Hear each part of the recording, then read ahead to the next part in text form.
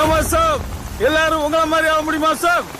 இப்பெல்லாம் 10 பேர் அடிச்சாலே down ஆயிட்டோம்னு நினைச்சுக்கிறாங்க sir.